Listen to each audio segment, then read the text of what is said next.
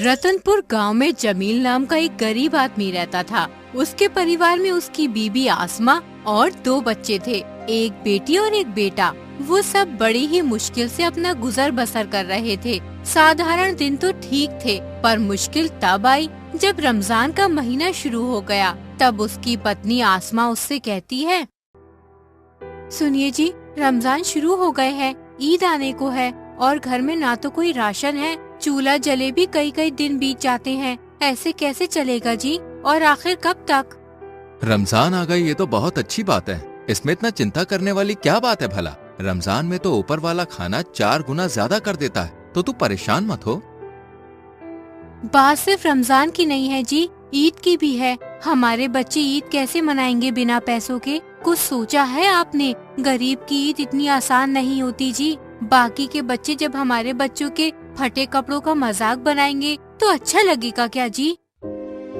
तुम सही कह रही हो, तुम चिंता मत करो। हमारे बच्चों की ईद भी बाकी बच्चों की तरह बहुत अच्छी होगी, और सिर्फ बच्चों की ही नहीं, हम दोनों भी इस बार अच्छे से ईद मनाएंगे। पर इतने इत्मीनान के साथ कैसे बोल रहे हो जी? क्या कोई नया काम मिला है? अगर ऐसा है तो हमारे बुरे दिन भी दूर हो जाएंगे।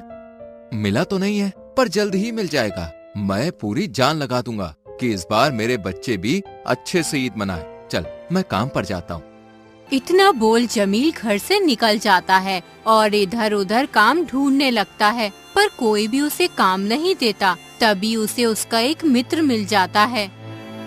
अरे जमील भाई, ऐसी चमचमाती धूप में कहाँ घूम रहे हो? क्या फिर से कोई काम नहीं मिला?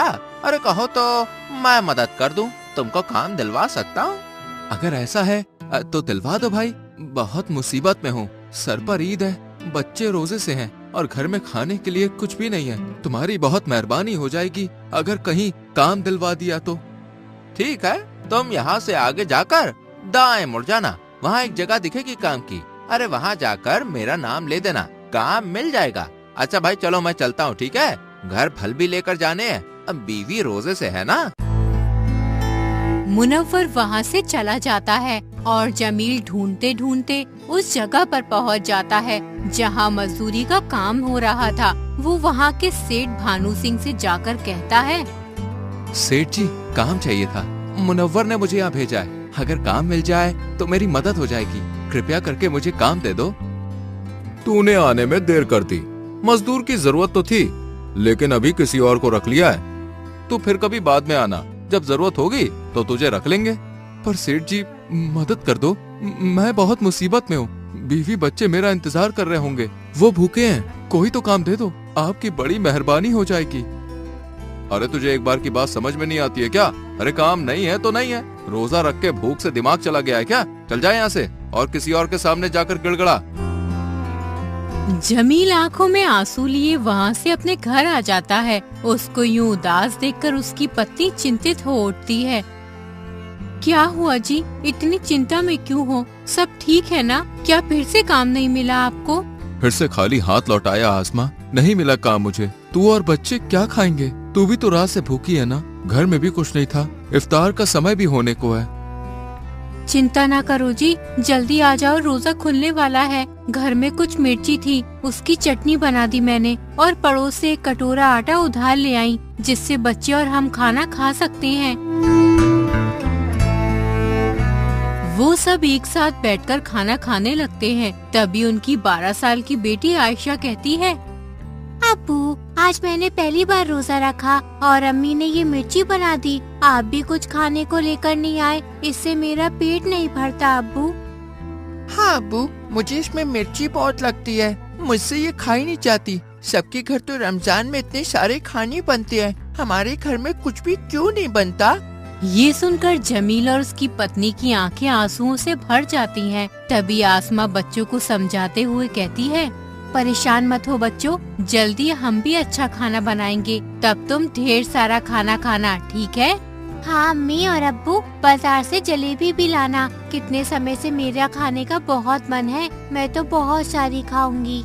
और ऐसे ही कुछ दिन बीत जाते हैं, पर घर के हालात नहीं सुधरते। जमील दिन रात काम ढूंढता, पर ज्यादातर मायूसी ही नसीब होती। कभी कभार थोड़ा बहुत काम मिलता, जिससे कभी घर में खाना बनता, और कभी भूखा ही रहना पड़ता, या यूँ कहें कि इस परिवार के रोजे सिर्फ दिन के नहीं रात के भी बन गए थे। और ऐसे ही ईद को सिर्फ 10 दिन ही बचे थे। उस दिन थका हारा जमील जब घर आया तो दोनों बच्चों ने अपनी फरमाइशें शुरू कर दी। अब्बू अब्बू, कुछ दिनों बाद ईद है। ईद एक साल में बस एक ही बार आती है। बाकी बच्चों की तरह इस बार भी मुझे नया कुर्ता पैजामा बनवाना है और नई चप्पल भी दिलवाना। मेरी पुरानी चप्पल भी टूट गई है। हाँ अब्बू, मुझे भी नया सूट चाहिए जिसे पहनकर मैं सारे रिश्तेदारों में जाऊंगी। मैं अपनी सारी सहेलियों को दिखाऊंगी कि मेरे अब्बू भी मुझे अच्छे कपड़े दिलवा सकते हैं। हाँ हाँ, और अम्मी इस ईद पे सेवइयां भी बनाना। सबके घर पे बनती है, मुझे भी खानी है, इसलिए इस बार हम भी सेवइयां बनाएंगे। क्यों अब्बू, बनाएंगे ना? ये देख जमील का चेहरा मायूस हो जाता है। तभी आसमा भी वहाँ आ जाती है और बच्चों को डांटते हुए कहती है, तुम्हारे अब्बू अभी थक कर आए हैं, क्यों उनको परेशान कर रहे हो? जाओ अंदर जाओ और सो जाओ। नहीं अम्मी, मैं अंदर नहीं जाऊंगी। पहले अब्बू को बोलो मुझे नया सूट दिलवाएं। मेरे सारे कपड़े फटे हुए हैं। मेरी सारी सहेलियां मेरा मजाक उड़ाती हैं, ये बोलकर कि मेरे अब्बू मुझे कपड़े नहीं दिलवाते। इसलिए इस ईद पे मुझे नए कपड़े चाहिए ताकि मैं भी उनको दिखा सकूं कि मेरे पास भी नए कपड़े हैं। नए कपड़े चाहिए ना? तो ठीक है, मिल जाएंगे। ईद से पहले कपड़े आ जाएंगे और नई चप्पल भी, सिवैयां भी बन जाएगी। ठीक है, अब जाओ सो जाओ, बहुत रात हो गई है। बच्चे खुश होकर सो जाते हैं, पर आसमा चिंतित हो जाती है और जमील से कहती है, बच्चों को तो बोल दिया है जी कि ईद से पहले कपड़े आ जाएंगे। यहाँ खाने के तो लाले पड़े हैं, फिर कपड़े कहाँ से लाएंगे जी? बच्चों को झूठा वादा क्यों किया? ईद इतना प्यारा त्योहार है आसमा, बच्चों को अगर कपड़े चाहिए तो मैं कुछ भी करूँगा, दिन रात मेहनत करूँगा, कुछ भी करके बच्चों को कपड़े बनाऊंगा, चाहे उसके लिए मुझे लोगों से काम मांगने को खुशामद ही क्यों ना करनी पड़े।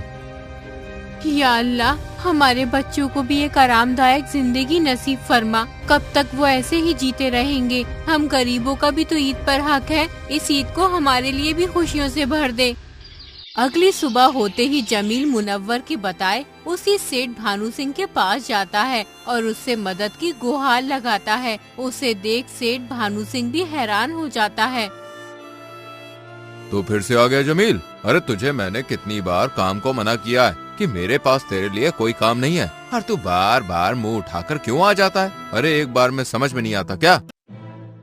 सेठ जी, बाजार में कोई मुझे काम देने को तैयार नहीं है। उनको लगता है कि मैं भूखा रहने, रोजा रखने की वजह से ज्यादा मेहनत नहीं कर पाऊंगा, पर मुझे पैसों की बहुत जरूरत है। मैं उतनी मेहनत करूंगा जितना इंसान खा पी कर भी नहीं कर सकता। मुझे बस एक मौका दे दीजिए, मैं दिल और जान लगाकर काम करूंगा। ये सुनकर सेठ भानु सिंह को सोचने लगता है और फिर कहता है, काम चाहिए ना तुझको? बाजार में तुझे कोई काम तो दे नहीं रहा। चल मैं तुझ पे एहसान करता हूँ, देता हूँ तुझे काम, पर मेरी कुछ शर्तें हैं। बोल, मंजूर है क्या? मेरी हालत ऐसी है कि इस समय मैं कोई भी शर्त मंजूर कर लूंगा। आप बस काम दे दो, मुझे सारी शर्त मंजूर है। आपकी बहुत बहुत मेहरबानी होगी। ठीक है, फिर सुन। सबसे पहले तो तू सुबह को 8 बजे से रात को 10 बजे तक लगातार काम करेगा। बाकी के मजदूर बस 6 बजे तक काम करते हैं, पर तू 10 बजे तक करेगा। रोजा खोलने भी तू घर नहीं जाएगा, यहीं पानी पी के तू रोजा खोलेगा। और मेरी दूसरी शर्त है कि बाकी मजदूरों को पूरे 5 रुपए देता हूँ एक दिन के, तुझे सिर्फ 3 रुपया दूंगा। और मेरी तीसरी शर्त, पैसे रोज नहीं मिलेंगे, ईद से एक दिन पहले ही मैं तेरे पैसे दूंगा। बोल, मंजूर है क्या? लेकिन मेरे साथ ऐसा क्यों सेठ जी? बाकी मजदूरों को भी तो रोज पैसे मिलते हैं ना, फिर मुझे क्यों नहीं? और रात को 10 बजे तक मैं मजदूरी कैसे कर पाऊंगा? तेरी इन्हीं आदतों की वजह से कोई तुझे काम नहीं देता होगा। ठीक है, शर्तें मंजूर नहीं है तो लौट जा वापस। अरे तेरे जैसे न जाने कितने गरीब मजदूर आते हैं मेरे पास। मेरा नहीं, तेरा ही नुकसान है। ये सुनकर जमील को अपने बच्चों की याद आ जाती है और वो काम को हाँ कर देता है। मैं तैयार हूँ सेठ जी। मेरे बच्चों को ईद पे नए कपड़े और सिवैयाँ चाहिए। उनके लिए मैं ये कड़ी मेहनत करने को भी तैयार हूँ। बस ईद से एक दिन पहले पैसे दे देना ताकि बच्चों के कपड़े समय से आ जाएं। बाकी मैं पूरी मन लगाकर मेहनत करूँगा। काम में कोई शिकायत नहीं दूंगा आपको। ठीक है दे दूंगा। फिर टाइम बर्बाद मत कर और लग जा काम पर। और हाँ, सारा काम अच्छे से करना वरना काम से निकाल दूंगा।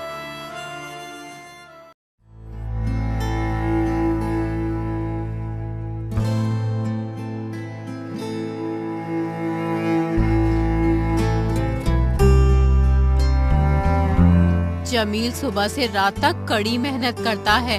रात के 10 बज जाते हैं। लगातार इतने घंटे काम करने से जमील की छाती में दर्द होने लगा था। देर रात जब वो घर आया तो बच्चे सो गए थे।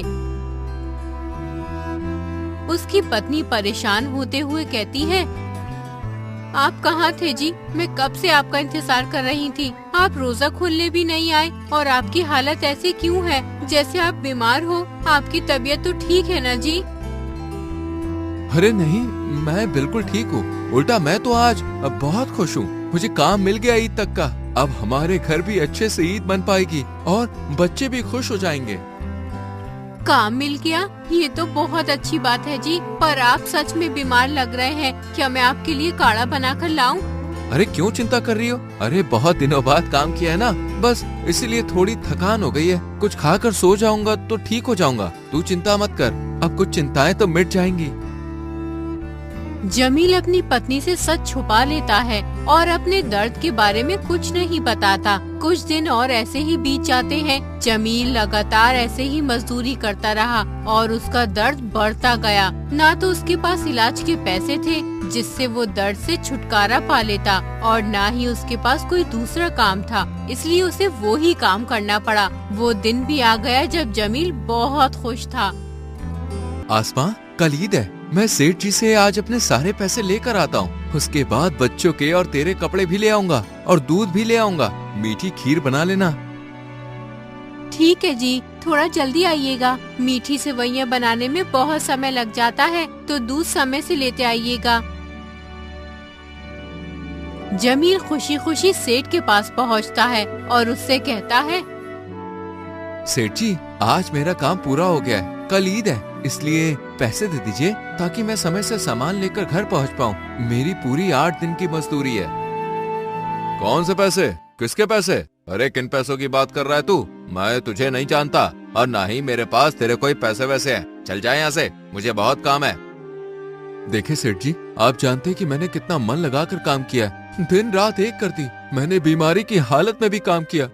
मेरे पेट पर लात मत मारिए। क्यों एक गरीब की आह लेना चाहते हैं आप? देख भाई, बात है साफ। मैंने देखा तुझे काम की जरूरत है। मेरे कई बार मना करने पर भी तू बार बार आता रहा। मैंने सोचा इससे अच्छा बकरा कहाँ मिलेगा और मुझे मुफ्त में काम करवाना था, इसलिए मैंने मौके का फायदा उठा लिया। बात खत्म। और ये आहा वाह हाय वाह देख, ये सब कुछ नहीं होती है। अरे मैं इन सबको नहीं मानता यार। चल भाग यहाँ से। जा रहा हूँ सेठ जी, पर एक दिन अपने इस किए की सजा जरूर भुगतेंगे आप।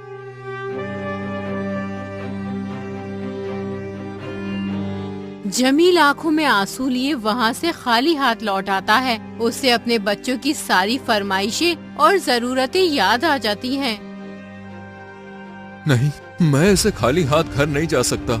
एक काम करता हूँ, सारे दोस्तों, रिश्तेदारों और जानने वालों के पास जाता हूँ। कोई तो मुझे उधार दे ही देगा, बाद में चुका दूंगा। बच्चों की ईद तो मन ही जाएगी। एक काम करता हूँ, अपने छोटे भाई के पास जाता हूँ। वो बहुत धनी है, वो मेरी मदद जरूर करेगा।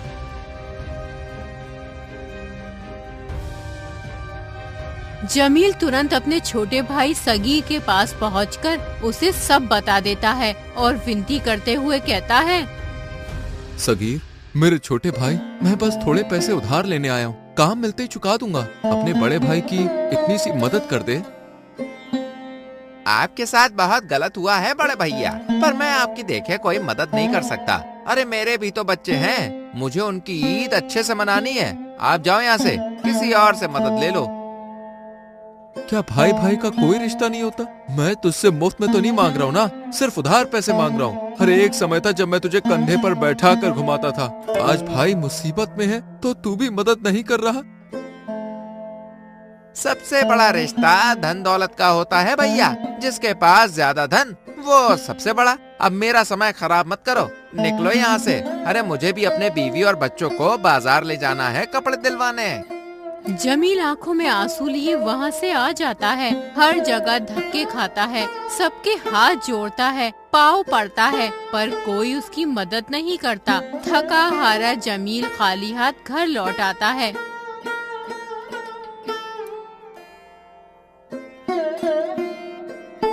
अरे आपकी तबीयत तो खराब लग रही है और खाली हाथ भी आए हैं, क्या कुछ हुआ है? आप ठीक तो हैं?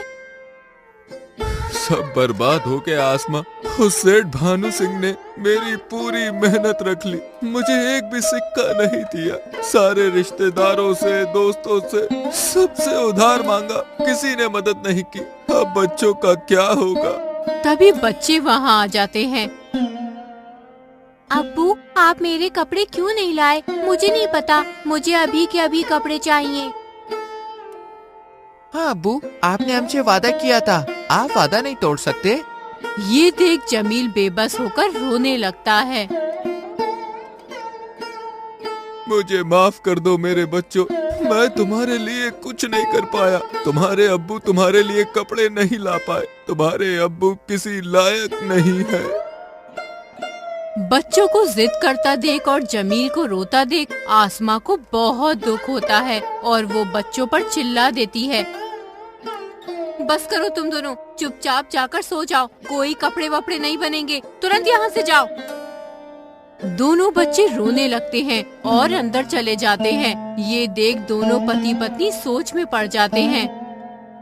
आप चिंता न करो जी, मैं इन बच्चों के पुराने कपड़ों में अपने पुराने सूट का पेबंद लगाकर उनको नए जैसा बना दूंगी। बच्चों को बहला दूंगी मैं, आप फिक्र मत करो, सो जाओ, मैं बच्चों के कपड़े बनाती हूँ। जमील की पूरी रात आंसुओं से भर जाती है और आसमा पूरी रात जागकर पुराने फटे कपड़ों को नया बनाने की कोशिश करने लगती है। खुद के लिए भी एक ऐसा ही सूट बना लेती है। अगली सुबह के साथ ईद भी हो जाती है। हर तरफ रौनकें ही रौनकें थी। सब लोग अच्छे से ईद मना रहे थे, बस जमील के घर में ही मायूसी छाई थी। आसमा ने बच्चों को वो फटे पुराने कपड़े पहनाए और खुद भी पहन लिए। तभी मोहल्ले की एक औरत नफीसा हाथ में सिवैयों से भरी एक कटोरी लेकर आती है और आसमा को देकर कहती है, ये लो आसमा बहन, तुम्हारे लिए मीठी सिवैयाँ लाई हूँ। तुम्हारे घर पे बनी तो होंगी नहीं, तुम गरीब हो ना, तो सोचा अल्लाह नाम की तुमको ही दे दूँ। बेचारे बच्चों का मुंह मीठा हो जाएगा और हमें थोड़ा सवाब मिल जाएगा। तुम्हारे बच्चों का भी मन होगा ना ईद पे सिवैयाँ खाने का। नफीसा बहन, हम गरीब हैं, मजदूर हैं, पर भिखारी नहीं है जो आप अल्लाह नाम का देने आ गई। हम लोग मेहनत मजदूरी करके ही पेट भरते हैं, किसी से मांग कर नहीं भरते। इज्जत हमें भी प्यारी है। अरे आसमा बहन, तुम तो बुरा मान गई। अरे भिखारी में और तुम लोगों में फर्क क्या है? ईद पे मीठी सिवैयाँ भी नहीं बनी तुम्हारे घर पर। तुमने देखो पेबंद लगा हुआ ये फटा पुराना सूट पहना है, मैंने देखो कितना महंगा पहना है। मुझे पता होता तो अपना कोई पुराना सूट भी तुम्हारे लिए ले आती। खैर ये रखो सिवैयाँ और खा लेना। नफीसा आसमा की बेइज्जती करके चली जाती है, जिससे आसमा फूट फूट कर रो पड़ती है। हे ऊपर वाले, कब तक लोगों के ऐसे ताने सुनने पड़ेंगे? क्या गरीबों को इज्जत से जीने का हक नहीं होता? थोड़ा गरीब होते ही लोग उसको भिखारी क्यों समझ लेते हैं? ये सब जमील अपने कानों से सुन और देख लेता है। उधर बच्चे नए कपड़ों के लिए अलग रो रहे थे। ये सब जमील बर्दाश्त नहीं कर पाता और वो घर से निकल जाता है। गुस्से और दुख में चलते चलते वो बहुत दूर निकल आता है और एक जंगल में पहुंच जाता है। थक हार कर वो एक पेड़ के नीचे बैठ जाता है और फूट फूट कर रोने लगता है।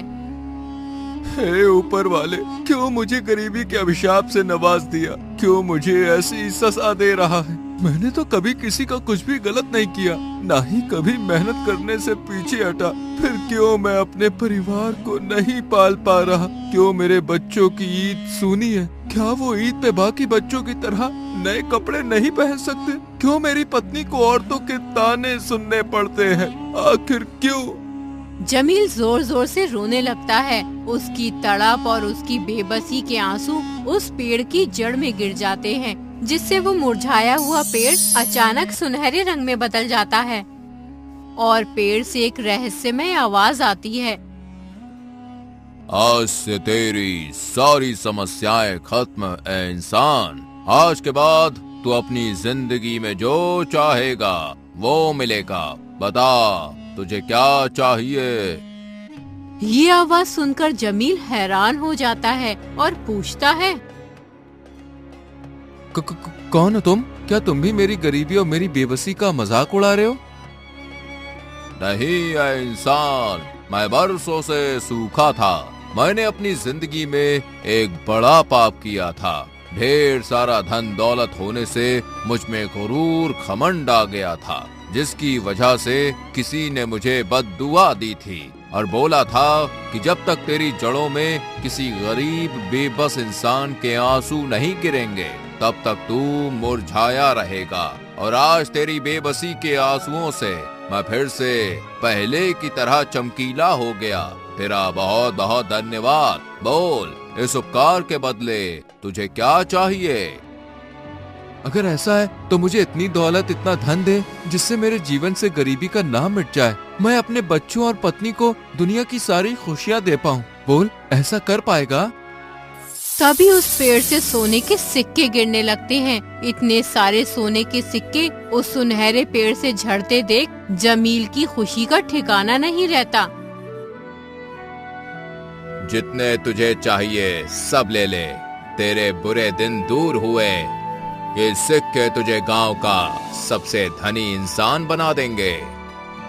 बहुत बहुत शुक्रिया। ये तो मुझ गरीब पर ऊपर वाले का ही कोई चमत्कार है। मैं अभी घर जाता हूँ। बच्चे और आसमा तो खुशी हो जाएंगे और अब मैं अपना इलाज भी करवा लूंगा और पहले जैसा स्वस्थ हो जाऊंगा।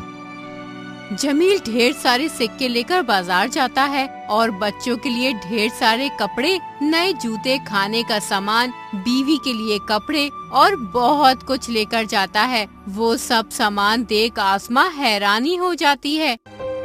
इतना सब कुछ कहाँ से लाए जी? ये सब कैसे हुआ? मुझे सच सच बताइए जी। जमील पूरी कहानी आसमा को बताता है। उसके बाद दोनों बच्चे और पति पत्नी अच्छे से ईद मनाते हैं। पूरे मोहल्ले में मिठाई बंटवाते हैं। ये ईद उनको किस्मत से मिली थी और कुछ ही समय में जमील गांव का सबसे धनी इंसान बन जाता है। जमील पे तो किस्मत मेहरबान हो गई, पर सबकी किस्मत इतनी अच्छी नहीं होती। आज भी ऐसे लोग हैं जो हम लोगों के सामने ऐसी ही ईद मनाते हैं। इसलिए अपने आसपास के लोगों का ध्यान रखें। ईद मनाने का हक सबका है, इसलिए सबकी मदद करें और उनको भी खुशियों में शामिल करें।